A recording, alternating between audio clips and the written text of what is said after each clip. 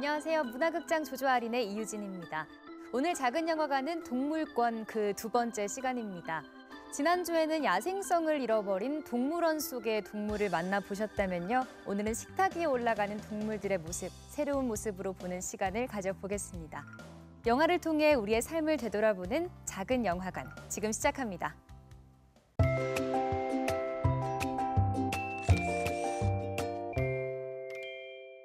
우리와 함께 살아가는 반려동물들, 또 우리가 먹는 돼지와 소, 또 닭들은 어떻게 다를까요? 이 질문에 대해서 깊게 고민한 다큐멘터리가 있습니다.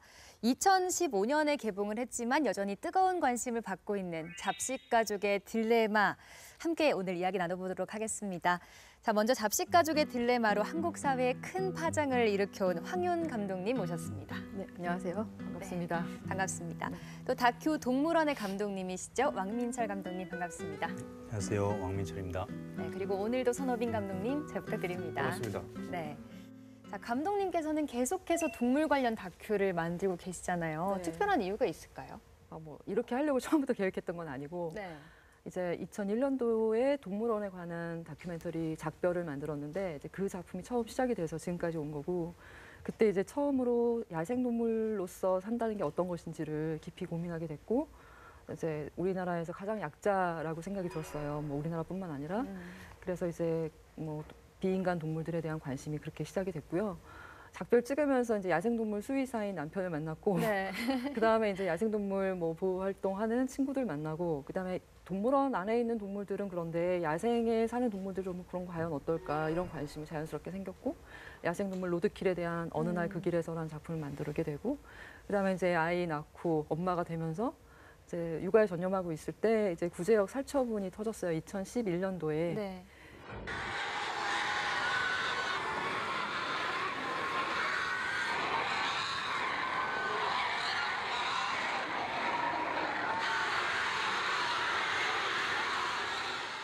그래서 그때 엄청나게 많은 동물들이 생매장 당하는 걸 보면서 아이 엄마로서 고민이 된 거죠. 그래서 잡식가족의 딜레마를 만들게 된 거죠. 네, 꼬리에 그래서 꼬리를 물고. 네. 네. 일단 고민 생기면 카메라 일단 켜고 보자. 그런 거 같네요. 그렇다 해서 막 무작정 들지 않아요. 왜냐하면 한번 찍으면 되게 오래 걸리고 힘들다는 거 알기 그렇죠, 때문에 고생하죠. 네, 고민하다가 그리고, 그 마지막에 또 책까지 쓰셨잖아요. 이 사랑할까 먹을까라는 책이고요. 네. 잡식가족의 딜레마에서 다 못다한 이야기를 더 추가해서 만들게 된 영화에 대한 이야기와 그 이후에 제 고민을 풀어갔던 과정들, 딜레마를 풀었던 제 이야기가 좀 관객분들에게 도움이 되지 않을까 해서 쓰게 된 책입니다. 네.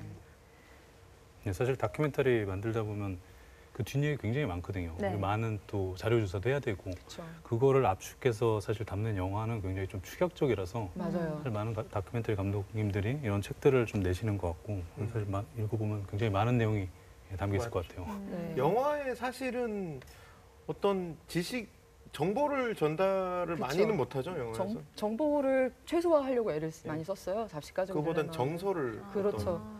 이야기 드라마를 같이 만든 거기 때문에 네. 정말 못했던 얘기들이 많거든요. 그래서 이제 어떻게든 책으로 한번 쓰고 싶다는 생각이 있었는데 2015년도에 이제 잡식가족의 딜레마 개봉하고 출판사랑은 그때부터 쓰기로 했는데 이제 이래저래 바빠서 작년에 주로 많이 썼고요. 그래서 작년 말에 출간하게 됐습니다. 네. 두 분 말하자면 비슷한 고민을 가지고 이제 영화를 만들고 계신데 이 동물을 피사체로 촬영을 한다는 거는 또 되게 특수한 점이 있을 것 같은데 뭐 어떤가요? 네, 뭐 동물을 찍기는 쉽지는 않죠. 근데 사실 제가 찍은 거는 일단 동물원에 관해서 찍은 거고 네. 네.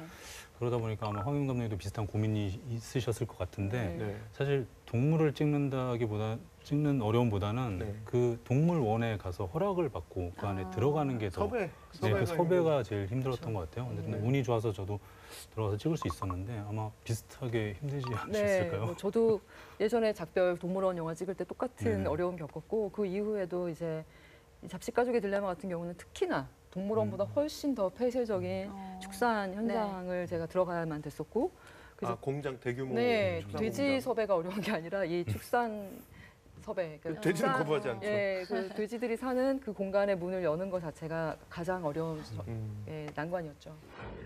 다큐멘터리 어디시라고요? 수십 군데 농장에 전화를 했지만 방문이 허락되지 않았다. 이게 외부인이 출입을 엄격하게 막고 있습니다, 저희가. 호랑이보다 돼지 보기가 이렇게 어려울 줄이야. 정작 동물, 주인공인 동물 섭외는 어렵지 않은데 네. 주변에 있는 이제 사람분들을 그렇죠. 섭외하는 게 어렵네요. 네. 이렇게 저희가 영화 간략하게 이야기를 한번 들어봤는데 영상을 한번 보고 또 자세히 이야기를 해볼까요? 네. 구제역에 발생한 지 50일째를 맞은 오늘 살처분 매몰 규모가 200만 마리에 구제역 육박했습니다. 당시에 고민이 시작되신 그렇죠. 시점이죠. 우리 모두는 돼지들의 죽음을 무지했습니다. 뉴스를 보고 싶지 않았다. 돼지까지 신경 쓸 내레이션까지 여유가 같이 하셨네요. 내겐 없었다.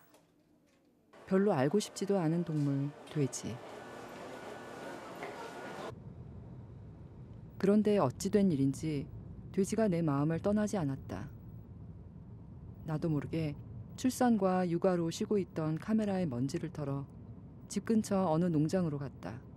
계속 보면 볼수록 이건 너무한 거예요. 그래서 이런 세상에서 네네. 돼지가 불쌍한 것도 있지만은 너무 처참하게 이제 구덩이에 쳐넣어지는 돼지들의 현실이 안타깝기도 하지만 아이 엄마로서 이런 잔인한 나오네요. 네, 이런 폭력적인 세상에서 사람의 아이인들 어떤 생명으로 존중받으면서 살 수 있을까라는 우리 사회에 대한 어떤 그런 고민에서 영화를 찍게 됐어요. 그곳에서 맞닥뜨린 돼지 농장의 실상에 한 감독의 삶은 바뀌게 됩니다. 돼지들이 어디 있었냐면은 깜깜한 집 속에 문도 다 닫혀 있고, 창문도 닫힌 곳에 창문도 없는 그런 집에 돼지들이 막 우글우글 있었어. 그래도 엄마가 무서워도? 맞아, 조금 무서웠어. 무섭고 돼지들이 너무 불쌍했어. 돼지가 말 울었어? 응, 울었어. 구글 때문에도? 왜 울었어? 나 나가고요. 봐봐. 그러면서? 나 나갈 거야 그러면서. 한평생 공장에서 자라며 몸에 딱 맞는 수틀에서 벗어나지 못하는 어미 돼지들. 출산과 임신, 그것이 아니면 도축. 그 반복되는 일생을 살아가는 돼지들. 감독은 이 돼지들의 삶에 더 나은 방향은 없는 것인지 찾아 나서게 됩니다. 돼지들의 삶이다. 동물이 나오는 아이가 이제 막 말을 배우는 시점이었기 때문에 농장에 관한 그림책을 읽어주면서 그림책 속 동물들은 이렇게 웃고 있는데 실제 동물들은 생매장 당하고 저 나왔던 공장식 이제 업체에서 대안이 필요했다. 공장이 아닌 농장을 찾아 나섰다. 99.9%가 아닌 0.1%를 찾아 몇 달 동안 전국을 헤매다가 산골 마을에 있는 한 농장을 찾았다. 첫인상은 허름했지만 오래된 방식으로 돼지를 키우는 보기 드문 강원도 평창에 이제 그 진부면에 있는 산골이었어요. 정말 어렵게 찾은 농장이었죠. 저는 좀 밀싹 되게 맛있어 보이더라고요. 네, 밀싹 맛있겠다. 그래서 이제 한번 줘보라고 그래 갖다 먹여봤더니 너무 잘 먹어. 그 밀싹보다 오히려 원 선생님은 사람이 못 먹는 거는 돼지들한테 안 주셨어요. 되게 좋은 거 주셨어요. 또 뭐 주셨어요? 뭐 그냥 못난이들. 저 그래도 무가 다 유기농이야. 유기농 채소를 먹고 자라는 농장의 돼지들과 달리 유전자 조작 사료를 먹고 비육돈이 되는 공장의 돼지들. 그들은 확연히 다른 삶을 살고 있었습니다. 아픈 돼지들이 그대로 방치되어 죽어가는 것을 보았다.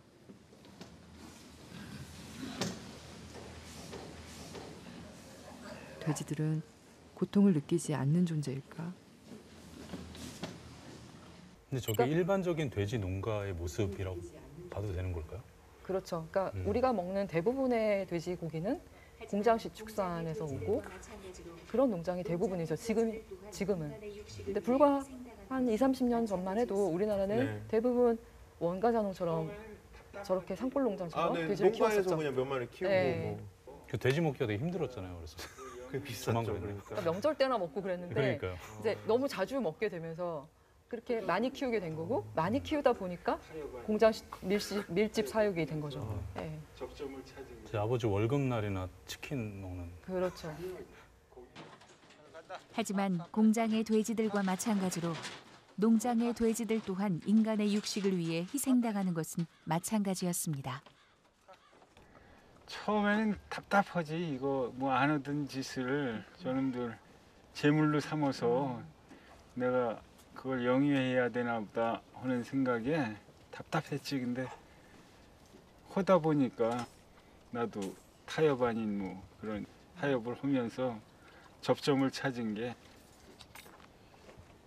잔인하지. 고기는 그게 뭐 생물로 여기지 않지. 뭐 자동차 공장에서 뭐 조립되는 그것처럼 그냥 일단 그 안에서는 상품으로만 여겨진다는 거. 생명체는 안 여겨요. 저는 이 영화를 보면서 저 지금 나오지만 제일 가치 있는 거는 이 영화에서 동물의 눈을 바라보는 네. 거였거든요. 그걸로 인해서 많이 막 마음이 움직이는 것 같아요. 네. 아, 저 돼지 저렇게 귀여운지 몰랐습니다. 특히 새끼 돼지들이 오, 진짜 예. 귀엽죠. 속눈썹이 되게 길고요. 그러니까요. 쌍꺼풀도 지고 눈이 진짜 이쁘더라고요. 아, 나름대로 표정도 있더라고요. 아, 예. 그럼요. 내가 사랑했던 개. 네, 제가 처음 내가 지켜주고 싶었던 네, 작별 호랑이. 2001년도 작품에 나오는 호랑이 크레인. 저 친구 덕분인 것 같아요. 제가 여기까지 오게 된 게. 내가 먹은 돼지. 그들은 얼만큼 다르고 그들은 얼만큼 같을까. 불쌍한 돼지를 먹을 수 없어 육식 금지를 결심한 감독. 하지만 또 다른 현실의 벽에 부딪히고 맙니다. 한국에서 비육식주의자로 살아간다는 건 소외감뿐 아니라 종종 배고픔도 감수해야 하는 일이었다. 선택이 많은 푸드코트에서도 선택할 수 있는 것이 거의 없었다. 비빔밥엔 고기나 계란이 들어가 있고 근데 진짜 냉면과 저희는 칼국수는 저렇게 고기가 고기 많은 국물에 세상에 고기 살고 있는 것 같아요. 된장찌개엔 그러니까 너무 소고기 과잉이죠. 국물 그러니까 안 들어가도 겨우 되는데 찾은 고기가 들어가 있는 찌개밥에서 거. 햄이 들어 있었다. 어린 아들을 키우는 엄마로서도 그 고민은 계속됐습니다. 혼돈스러웠다. 좋은 음식은 무엇이고 좋은 엄마가 된다는 건 어떤 것일까? 다 그만둬 버릴까? 지금까지 본 걸 다 못 본 걸로 치고 예전으로 돌아가야 할까? 왜 우는 거예요? 아, 저 때 고기 안 사준다고 우는 아니야, 거예요? 아니에요. 아닌가? 지금 딱 사실 고기를 주제로. 그러니까 영화가 약간 편집의 예술이지 않습니까? 그래서 약간 졸려서 땡깡부르는 원래는 그런 게 좀 컸고요. 저 때는. 예. 그리고 이제 과자를 사달라고 보챘는데 맞다. 사실 과자를. 저는 고기보다도 과자나 그런 가공식품에 섞여 있는 그 정체불명의 동물성 성분이 재료들 엄마로서 진짜 걱정됐어요. 도대체 이게 알 수 없는 예, 그러니까 뭐 이런 것. 온갖 곳에 다 동물성 그 성분이 들어가요. 그렇죠. 뭐 이를테면 야채 크래커에도 닭고기 스프가 뭐 커피 이런 데도 막 그런 거 들어가고. 들어가고 그다음에 쌀과자인데 소고기 이렇게 들어가요. 아니 쌀과자인데 왜 소고기가 들어가지? 거기 막 감칠맛을 내고 막 젤라틴. 이러나 보네요. 젤라틴이라는 게 이제 그 동물의 젤리 젤리도 그렇고요. 네, 동물의 껍질이거든요. 소나 돼지의 껍질. 쉽게 말해서 싼 맛에 고기 먹으려고 하는 그런 문화들. 그러니까 대량의 소비들이 나타나는 그런 문화들 속에서 필연적으로 나타날 수밖에 없는 것이 바로 이제 이런 공장식 축산인 거거든. 결과적으로 우리의 철학이 변화하는 것이 굉장히 좀 중요한 이슈 아닌가. 육식의 딜레마에 빠진 우리는 어떻게 살아야 할까요? 돼지들을 위해 원 선생님이 아름다운 밀밭을 만드셨다. 도영이와 나는 돼지들과 숨바꼭질을 했다. 돼지가 이기나 우리가 이기나. 잡식 동물의 운명을 타고난 인간의 딜레마를 담은 황윤 감독의 잡식 가족의 딜레마였습니다. 얼마나 좋았을까. 귀엽더라고요, 진짜. 돼지를 캐스팅해서 어떤 의미를 좀 전달하고 싶으셨어요? 그러니까 우리가 가장 어떻게 보면 한국인이 가장 좋아하는 고기고 식재료잖아요. 그렇죠. 삼겹살도 많이 저도 사실 먹고요. 돼지고기 들어간 김치찌개 진짜 좋아했거든요. 네. 돈가스도 좋아하고. 그런데 막상 우리가 살아있는 돼지를 거의 인식을 못하고 그냥 고기로서의 돼지만 생각을 하는데 실제 이들도 고기이기 이전에 생명이고 인간과 똑같이 고통을 느끼고 감정이 있는 존재라는 거 네. 그런 것들을 좀. 이게 사실 이게 영화가 되게 그냥 무심코 지나가는 영화들 보다가 영화가 되게 강력하구나 느낄 때가 이럴 때 같아. 이렇게 말로 하면 그냥 그렇구나 하는데 네. 저 돼지 눈을 이제 진짜 영상을 보면 막 살아있네. 막 그 영화의 힘인 것 같습니다. 네. 제가 동물을 주인공으로 이제 작별 때부터 쭉 찍고 있는데 제 주인공들은 어쨌든 동물들이잖아요. 비인간 동물들이기 때문에 인터뷰를 할 수 없잖아요. 네. 여기서 사는 그렇죠. 심정이 어떠신지, 네. 지금 기분이 어떠신지, 네네. 가장 네네. 어떤 걸 원하시는지 이런 걸 물어볼 수 없기 때문에 어쨌든 그러나 그들도 감정이 있다는 거를 보여주는 게 가장 큰 항상 영화 만들면서 목표인 것 같아요. 그래서 그러려면은 표정, 눈동자 이런 것들을 계속해서 찍게 되는 것 같아요. 그래서 작별 찍을 때도 호랑이들 눈동자 굉장히 많이 찍었는데 네. 이번에 잡식가족의 딜레마 찍을 때도 돼지 눈동자 굉장히 많이 찍었어요. 네, 그래서 동물원 호랑이하고 이렇게 눈 마주치면서 이렇게 심정을 좀 이해하려고 되게 노력을 했는데 돼지들 눈동자 마주치면서 네. 돼지들 마음까지 제가 이렇게 생각해 볼 줄은 몰랐던 것 같아요. 작별 찍을 예쁜데요? 때마다. 돼지 네. 그 속눈썹도 통한 너무 것 이뻐요. 같으세요? 네. 사람 눈이랑 마음이- 되게 비슷해요, 돼지 눈이. 마음이 좀 까맣고. 통한 것 같아요. 마음을 통했다기보다는 얘네들도 정말 아주 디테일한 감정이 있구나 이런 걸 느꼈죠. 네. 뭐 사실 저한테 인상적이었던 거는 그 자장가를 부르면서 네. 마치 돼지를 자기 아이랑 같이 이렇게 교차 편집하는 부분들 인상적이고 혹시 뭐 그거를 그냥 지나가다 클립으로 보면 되게 불편하신 분도 있지 않으셨을까 그런 생각이 들거든요. 네. 사실 자기 자식을 돼지랑 비유를 한다는 거는 좀 일반적으로 생각하면 힘들 수 있지 않을까라고 생각을 했었는데 네. 그 부분을 보면서 그냥 자연스럽게 동화가 됐던 것 같고요. 네.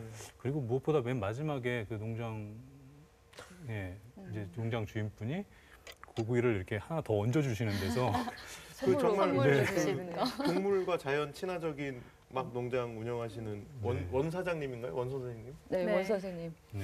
그래서 그 돼지를 결국엔 그렇게 정성스럽게 키우셨는데 그걸 또 도축을 하셔서 그 고기를 주시고 덤으로 더 얹어주시는데 그게 뭔가 이게 우리 육식을 굉장히 지향하고 있는 어떤 우리 사회의 어떤 모습이 아닐까라는 생각이 좀 들기도 했습니다. 거기서는 결국 이제 도축을 하려고 키우는 거잖아요, 농장에서. 네, 그러니까 원가자농은 우리나라에서 정말 보기 드문 농장이에요. 네. 그러니까 우리가 먹는 대부분의 고기는 공장 같은 정말 공장식 축산에서 온 거의 대부분 그런 데서 오고요. 이제 정말 그 소수의 농장만이 원 선생님 같은 그런 농장인데 그 제 농장- 발로 전국을 그- 다 다녔어요. 소규모 농장들을 네. 찾아서. 근데 다 좀씩 별로였고 제가 가장 마음에 들었던 정말 최후의 여기마저 이제 아니면 정말 영화 못 찍나 보다 생각하고 돼지를 정말 돼지답게 기르는 그런 되게 어색한 오래된 방식으로 돼지답게, 키우는 네. 그런 농장을 찾고 있었거든요. 근데 원 선생님이 바로 그렇게 키우고 계셨었고 정말 이렇게 돼지의 기본권, 돈권을 돈. 가장 돈권. 정말 신경을 많이 쓰는 분이셨고 철학자 같은 분이세요. 막 근데 그러니까 원래는 유기농으로 야채를 키우시는 농장이고요. 야채가 목적이에요. 야채 농사가. 기본이 그거고 퇴비를 이제 그 유기농이다 보니까 화학비를 쓰지 않기 위해서 땅을 거름지게 하기 위해서 돼지를 생각하신 거예요. 네. 돼지의 그 똥을 잘 이렇게 발효를 시켜가지고 네네. 야채를 키우는데 순환 농장이죠. 원래는 옛날에 다 그런 식으로 키웠었잖아요. 그렇게 그럼 말하자면 돼지도 넉넉한 공간에 네. 그 볏짚 네. 이런 것도 많이 넣어줘서 이제 예. 막 이불도 되고 베개도 되고 막 그런 거잖아요, 볏짚이. 그렇죠. 그러니까 결국은 그런- 도살을 하지만 살아있는 동안만큼은 최대한 이 돼지들의 인격, 돼지의 돈격을 존중하려고 그렇죠. 애를 쓰시는 농장이었죠. 근데 이제 근데 마지막에 막 네. 고기 먹어. 그런- 고기 만들라 그랬지. 예, 그러면서 그럼에도 불구하고 제가 영화 그런- 찍을 때 되게 이런 장면이 내가 나에게 주어지다니 하고 놀랬던 순간들이 몇 번 있었는데 네. 하나가 이렇게 뭐였냐면은 그 돈수가 원가자농에서 태어난 이 제 주인공 돼지 돈수가 이제 도살장으로 돈수. 끌려갈 때 그 공장 축산에서 온 돼지 트럭이랑 마주친 거예요. 네. 그러니까 나란히 돈수를 저는 찍고 있었어요. 이 작은 트럭을. 근데 옆 차선에 예, 좀 가다 보니까 이 공장식 축산에서 도살장으로 가는 네. 큰 트럭에 대형 트럭에 가득 실린 그 분홍 돼지들을 마주치게 됐어요. 그래서 나란히 이렇게 달리는 모습을 찍은 거거든요, 한 커트로. 네네네. 그래서 관객분들이 그게 CG가 아니냐, 네. 합성한 거 아니냐라고 네. 하시는데 전혀 그런 게 아니었고 실제로 그 장면이 펼쳐진 거였고 거기서 어떤 영화의 어떤 뭐랄까요 상징성이 거기 딱 표현된 것 같아요. 공장에서 길러지던, 농장에서 길러지던 결국은 도살장 가는 예, 건 매한가지죠. 도달하는 지점은 똑같은 거잖아요.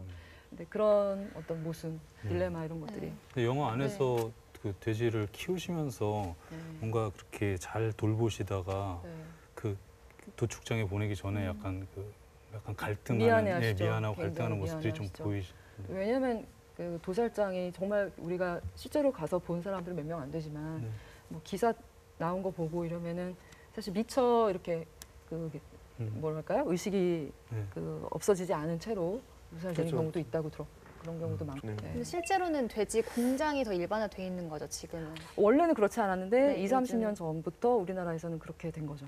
어쨌든 그 공장신 양동 농장에서는 엄마 돼지들, 여성 돼지들이 스토리라고 하는 감금 틀에 갇혀서 사육이 돼요.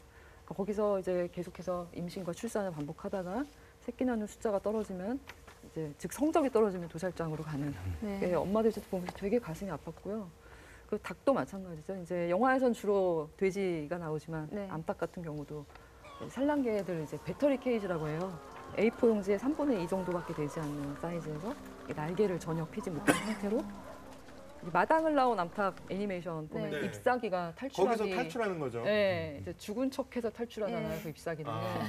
근데 실제 닭들은 죽은 척 할 수 없기 때문에 죽어야지만 나갈 수 있는 이제 그런 곳이죠. 그래서 그렇게 이제 감금돼서 살아가고 있는. 황 감독님 또 아들의 또 엄마시잖아요. 네. 같은 엄마의 입장으로 봤을 때 더 와닿았겠어요. 예, 제가 이제 이 영화 찍을 때 기존에 이제 다큐멘터리 축산 관련해서 만들어졌던 해외 다큐멘터리나 이런 것들, 또 국내 작품들 다 이렇게 리서치 과정에서 보고 이제 했는데 여성 동물들에 저는 좀 포커스를 맞추고 싶었어요. 그러니까 여성 동물이라고 하면 좀 낯설게 느껴지죠. 암돼지, 뭐 암소 우리 이렇게 부르니까요. 근데 이미 그런 표현에서 좀 하대하는 그런 좀 느낌이 실려 있다고 생각하고 어쨌든 그 여성으로서 태어난 돼지들 같은 경우 특히 더 고통을 많이 받고 있었고 가장 가슴이 아팠어요. 그래서 엄마이기 때문에 이제 번식을 시키는 거죠. 제가 이제 출산을 해본 경험이 있고 아이를 키운 엄마 입장에서 같은 여성으로서 이건 정말 좀 아니다. 고기를 먹더라도 이런 식은 아니다라는 생각을 저는 이제 아예 끊었지만 고기를 먹더라도 이것만큼은 좀 아니지 않나 이런 생각을 많이 했죠. 그런 지점이 영화에 되게 독특한 지점을 만드는 것 같아요. 단순히 동물이 아니고 정말 이 삶을 감독님의 삶을 병치를 계속하면서 여성 돼지에서 남성 여성 문제까지 누가 생각해 봤겠어요. 그런 게 정말 인상적인 것 같습니다. 그러니까 다르지 않다라는 걸 좀 보여주고 싶었어요. 사람 엄마나 돼지 엄마나 자기 자식 사랑하고 계속해서 이제 병치가 되잖아요. 태어나고 자라고 이제 뭐 싸우기도 하고 이제 뭐 잠들기까지 뭐 성장하는 과정이 감독님과 감독님 아이랑 그 돼지 모자랑 계속해서 이제 거의 이제 1대1로 붙어 나가는데 아주 강력한 구성인 것 같습니다. 엄마가 며칠 전에 어떤 데 갔는데 거기에 농장에 돼지가 있었거든? 근데 엄마 돼지가 애기 돼지를 8마리나 낳았어. 8마리. 8마리? 응. 어떻게 일단 낳았어? 엄마 돼지가 새끼 돼지를 8마리나 낳아가지고 새끼 돼지들이 엄마 배고파요 하면서 엄마 쭈쭈를 이 십순이가 사는 이 농장 원가자농을 계속해서 찍으면서 계속 엄마 돼지하고 저하고 뭔가 이렇게 계속 엄마 여성 돼지들의 어떤 삶이 저한테 굉장히 크게 와닿았어요. 여성 돼지 되게 어색하다. 여성 돼지. 네. 그래서 엄마로서 십순이하고 저하고 비교하게 병치하게 됐고, 그다음에 도영이가 자라는 모습과 새끼 돼지 돈수가 자라는 모습 이게 너무 비슷했어요. 엄마한테 기대고 엄마 품에 안기고 엄마한테 이렇게 장난치고 뭐 엄마 저 한 모금이라도 더 먹고 싶어 이러는 모습들이 우리 아이와 뭐가 다른가 생각하게 되면서 아기들 진짜 똑같더라고요. 근데 저는 작별에서는 굉장히 뭔가 객관적인 시선, 거리감을 유지하고 촬영을 하셨는데 지금 말씀을 들어보니까 이 영화는 사실 어느 지점에선 그 거리감을 유지하기가 힘드셨지 않았을까 이런 생각도 좀 드는데요. 네, 거리감을 오히려 유지하지 않고 자꾸 무너뜨리게 네. 됐죠. 왜냐하면은 저도 사실 제가 주인공으로 등장할 거라고는 그 전에는 한 번도 생각해보지 못했고요. 네. 예, 카메라에 막 이렇게 앞에 나서는 걸 좋아하는 사람도 아니고 싫어하는데 이 영화는 좀 그럴 수밖에 없다고 생각했어요. 왜냐하면은 실제로 제가 엄마가 아니었으면은 이 문제에 이토록 제가 깊이 고민했을까. 그냥 그렇죠. 뭐 바쁘니까 아무거나 먹지. 구제역 살처분 일어나도 뭐 어쩔 수 없지. 하고 또 그냥 대충 넘어갔을 것 같아요. 근데 아이를 키우는 엄마였다 보니까 이런 현실에 대해서 이게 우리 아이들이 이런 폭력적인 세상에서 살처분이나 이런 것들이 아무렇지 않고 이런 세상에서 사람의 아이들 존중받으면서 살 수 있을까라는 그런 어떤 엄마로서의 걱정이 있었고 그다음에 정말로 장바구니에 고기를 담아야 될지 말아야 될지 이런 것들이 되게 고민이 됐어요. 그래서 제 얘기를 이렇게 보여주면 비슷한 상황에 있는 다른 엄마 시청자들 관객들이 굉장히 공감할 수 있겠구나 생각을 해가지고 제가 뭐를 막 가르쳐주고 막 뭘 파헤치고 이런 사람이 아니라 저도 저의 손을 잡고 영화를 이렇게 가다 보면은 관객들도 조금씩 돼지들의 삶에 접근해 갈 수 있는 그런 의도로 같이 고민하는 영화. 네. 근데 한 가지 의문점이 있는데 저는 항상 고기를 챙겨 먹어야 힘이 난다 이렇게 생각하는 주의거든요. 근데 아이들한테 고기를 안 먹이시려고 하면 그거 걱정되지 않으셨어요? 단백질이 부족하다거나 고기를 먹어야 힘이 나고 채식하면 힘이 없을 것 같다는 생각들 많이 하시는데 걱정돼요. 저도 사실. 고기를 먹을 때는 그런 생각을 갖고 있었거든요. 근데 되게 오해고요. 최근에 이제 제임스 카메론 감독이 프로듀서한 다큐멘터리가 미국에서 개봉이 돼서 완전히 큰 파장을 일으켰는데 게임 체인저스라고 하는 제목의 다큐고 비건, 그러니까 완전 채식을 하는 운동선수들, 프로 운동선수들에 대한 다큐멘터리인데요. 뭐 육상 선수 뭐 말할 것도 없고 우리가 흔히 보디빌더들은 근육을 쓰고 막 힘을 쓰는 그런 운동선수들 당연히 고기를 먹어야 될 것 같잖아요. 근데 거기 그 영화에 등장하는 운동선수 다양한 종목의 운동선수들이 등장하는데 다 비건이에요. 네, 그래서 실제로 지금 뭐 윈블던 테니스 대회에서 2년 연속 우승한 노박 조코비치라고 하는 세계적인 테니스 선수죠. 뭐 그런 채식이에요? 네, 채식이에요. 비건이에요. 근데 영화에도 나오잖아요. 힘센 동물은 다 초식 동물이다. 네, 그렇죠. 코끼리, 하마. 실제 제가 이제 채식을 지금 8년째 잡식가족의 딜레마 제작하면서부터 지금까지 8년째 채식하고 있는데 되게 항상 이렇게 에너지가 넘치는. 굉장히 피로해서 금방 회복되고 굉장히 면역력도 강해지고요. 굉장히 좋습니다. 아까 우리 점심을 감독님 오신 기념으로 채식 도시락을 먹었는데 저 처음 먹었거든요. 채식으로 저렇게 콩가스 맛있더라고요. 저는 제가 먹은 거는 약간 곱창 같은 느낌, 쫀득쫀득 그랬어요. 또 고기의 맛을 찾으신 거 아니에요? 고기를 그러니까 콩고기 이런 걸로 제육볶음도 있고 돈가스도 있고 그랬는데 어떠셨어요? 우리만 먹었구나. 그 왜 영화 감독 중에 그 레오나르도 디카프리오 영화 배우면서 제작도 하는 디카프리오가 만든 채식 고기가 있어요. 디카프리오가 디카프리오가 말하자면 투자를 한 그렇죠. 달까? 비욘드 미트라고. 제가 본 것 같아요. 특정 상품 얘기해서 죄송한데 이제 아무튼 그 비욘드 미트가 뭐냐면은 그 식물성 대체 육류거든요. 근데 이런 것들이 국제 시장에서 엄청나게 지금 붐이고요. 육류가 이렇게 계속 많이 육류를 너무 많이 먹어서는 지속 불가능해요. 인류의 생존마저도 그렇다면서요.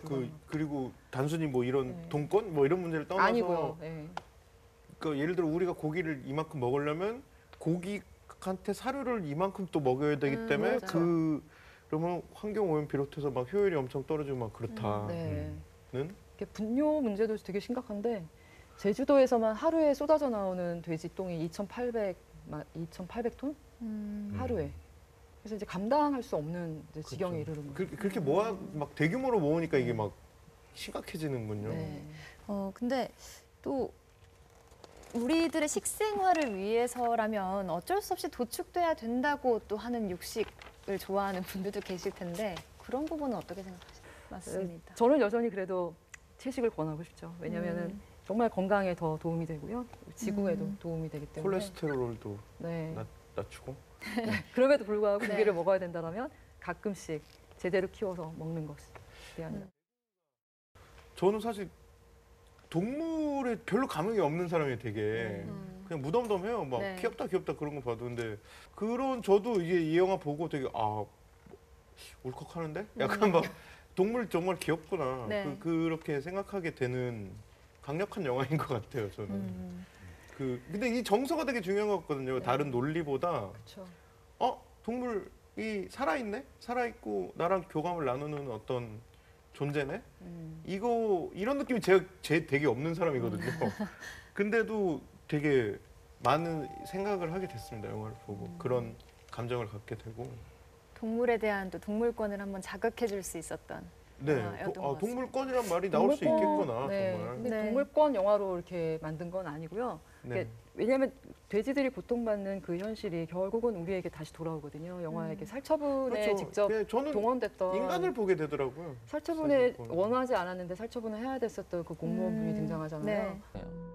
닭을 가득 찰 때까지 또 넣어요. 그건 맨 밑에 있는 건 거의 압사하다시피 할 거예요. 그냥 얘네가 도망치지도 못해요. 거기 있어갖고 우리들은 꼭 애기 같아요. 집에 저 애기 키우는데 저 집에 있는 애기 생각이 나더라고요. 그 오리를 잡잖아요. 오리를 잡아서 이렇게 딱 들으면 사람처럼 따뜻하다고요. 옛날에 그 유태인들이 독일군에 의해서 학살당할 때 그 애도 있고 어른도 있고 많았잖아요. 그런 생각이 나는 거예요. 양심, 생명? 보통 그런 거 생각 안 하면서 살잖아요, 사람들이.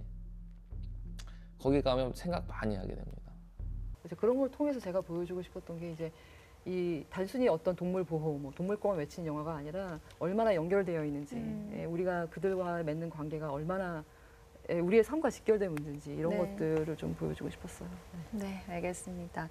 오늘 식탁에 오르기 위해서 사육되고 또 희생됐던 동물들의 이야기를 나눠봤습니다. 오늘 함께해 주신 여러분 감사합니다. 네, 수고하셨습니다. 고맙습니다. 감사합니다.